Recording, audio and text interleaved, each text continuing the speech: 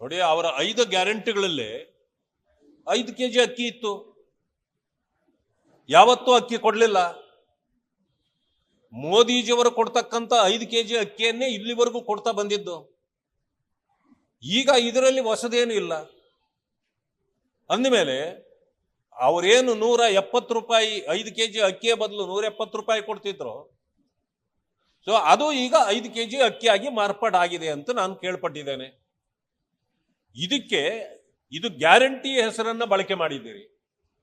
ಆದ್ರೆ ಇಂದಿರಾ ಹೆಸರು ಇದಕ್ಕೆ ಯಾಕೆ ಈಗ ಬಂತು? ಇದು ಕೂಡ ಪ್ರಶ್ನೆ ಆಗತ್ತೆ. ಜನ ಅದಕ್ಕೆ ಯಾವ ರೀತಿ ಉತ್ತರಿಸ್ತಾರೆ ಅನ್ನೋದನ್ನು ನೋಡ್ಬೇಕಾಗಿದೆ. ಏನೇ ಆದ್ರೂ ಕೂಡ ಇವೆಲ್ಲವೂ ಕಾಂಗ್ರೆಸ್ನ ಒಳಗಡೆ ಗುಲಾಮಗಿರಿಯ ಚಟುವಟಿಕೆಗಳೇ ಹೊರತು ಬೇರೆ ಏನೂ ಅಲ್ಲ. ನೋಡಿ, ಅವರ 5 ಗ್ಯಾರಂಟಿಗಳಲ್ಲಿ 5 ಕೆಜಿ ಅಕ್ಕಿ ಇತ್ತು.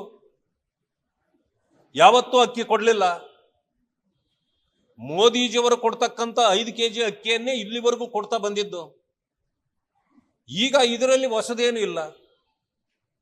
ಅಂದಮೇಲೆ ಅವರೇನು 170 ರೂಪಾಯಿ 5 ಕೆಜಿ ಅಕ್ಕಿಯ ಬದಲು 170 ರೂಪಾಯಿ ಕೊಡ್ತಿದ್ರು, ಸೊ ಅದು ಈಗ 5 ಕೆಜಿ ಅಕ್ಕಿಯಾಗಿ ಮಾರ್ಪಾಡಾಗಿದೆ ಅಂತ ನಾನು ಕೇಳ್ಪಟ್ಟಿದ್ದೇನೆ. ಇದು ಗ್ಯಾರಂಟಿ ಹೆಸರನ್ನ ಬಳಕೆ ಮಾಡಿದ್ದೀರಿ. ಆದ್ರೆ ಇಂದಿರಾ ಹೆಸರು ಇದಕ್ಕೆ ಯಾಕೆ ಈಗ ಬಂತು? ಇದು ಕೂಡ ಪ್ರಶ್ನೆ ಆಗತ್ತೆ. ಜನ ಅದಕ್ಕೆ ಯಾವ ರೀತಿ ಉತ್ತರಿಸ್ತಾರೆ ಅನ್ನೋದನ್ನು ನೋಡ್ಬೇಕಾಗಿದೆ. ಏನೇ ಆದ್ರೂ ಕೂಡ ಇವೆಲ್ಲವೂ ಕಾಂಗ್ರೆಸ್ನ ಒಳಗಡೆ ಗುಲಾಮಗಿರಿಯ ಚಟುವಟಿಕೆಗಳೇ ಹೊರತು ಬೇರೆ ಏನೂ ಅಲ್ಲ. ನೋಡಿ, ಅವರ 5 ಗ್ಯಾರಂಟಿಗಳಲ್ಲಿ 5 ಕೆಜಿ ಅಕ್ಕಿ ಇತ್ತು. ಯಾವತ್ತೂ ಅಕ್ಕಿ ಕೊಡ್ಲಿಲ್ಲ. ಮೋದಿಜಿಯವರು ಕೊಡ್ತಕ್ಕಂಥ 5 ಕೆಜಿ ಅಕ್ಕಿಯನ್ನೇ ಇಲ್ಲಿವರೆಗೂ ಕೊಡ್ತಾ ಬಂದಿದ್ದು. ಈಗ ಇದರಲ್ಲಿ ಹೊಸದೇನು ಇಲ್ಲ.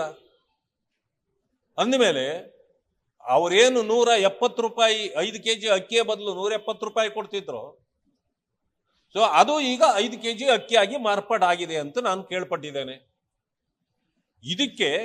ಇದು ಗ್ಯಾರಂಟಿ ಹೆಸರನ್ನ ಬಳಕೆ ಮಾಡಿದ್ದೀರಿ. ಆದ್ರೆ ಇಂದಿರಾ ಹೆಸರು ಇದಕ್ಕೆ ಯಾಕೆ ಈಗ ಬಂತು?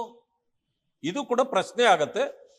ಜನ ಅದಕ್ಕೆ ಯಾವ ರೀತಿ ಉತ್ತರಿಸ್ತಾರೆ ಅನ್ನೋದನ್ನು ನೋಡ್ಬೇಕಾಗಿದೆ. ಏನೇ ಆದ್ರೂ ಕೂಡ ಇವೆಲ್ಲವೂ ಕಾಂಗ್ರೆಸ್ನ ಒಳಗಡೆ ಗುಲಾಮಗಿರಿಯ ಚಟುವಟಿಕೆಗಳೇ ಹೊರತು ಬೇರೆ ಏನೂ ಅಲ್ಲ.